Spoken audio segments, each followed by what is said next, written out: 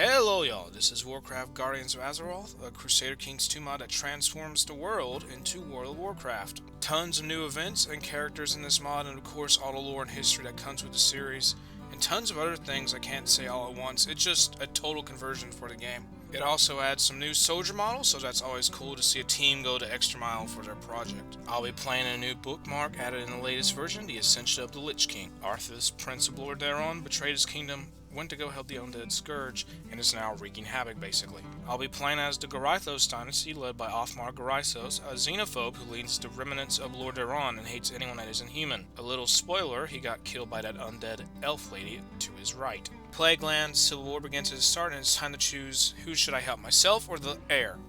I'll help myself, of course. The previous dynasty led us into this problem in the first place. The objective here is to take that Lord Theron city before the elf does, because she is a splinter faction of the undead herself, and if she wins, it will not be good news for my ambitions to unite the former kingdom. Arthas becomes the new Lich King, trading in his kingdom of humanity for a kingdom of the undead. Even though Othmar is a purist for humans only, he will take the help of gnomes and dwarves and anyone else who will give him a single soldier. The capital city is liberated, making a new power base that will be used as a launching pad for further wars with the undead Scourge in the rest of the kingdom. The bad news is because Othmar usurped the kingdom, and because of lineage and all that nonsense, the other human kingdoms now hate me. Even with all the haters in the other kingdoms, Othmar did get a new bloodline, which will allow him to vassalize a holy order that will be very useful in fighting the undead. It also provides a monthly prestige bonus and another bonus to personal combat skill,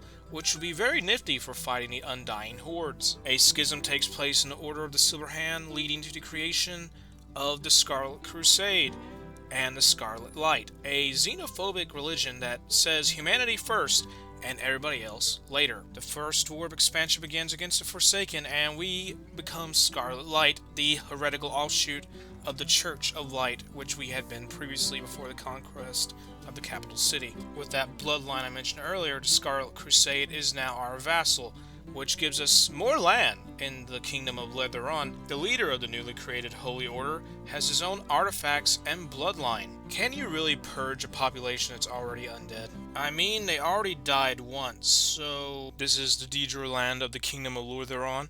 Some places are still under control by the undead, but we are retaking it bit by bit. Can't be having the fish people of all things in the kingdom. Come on now, they're tribals. They're tribals. Just have to take their land like everybody else's. It is time to jail the failed beings, which I think are like they have a corrupting presence, but they give you more power or something. Not really sure how it works, but they're a threat. The Forsaken will be a thorn in my side if they aren't absorbed or destroyed.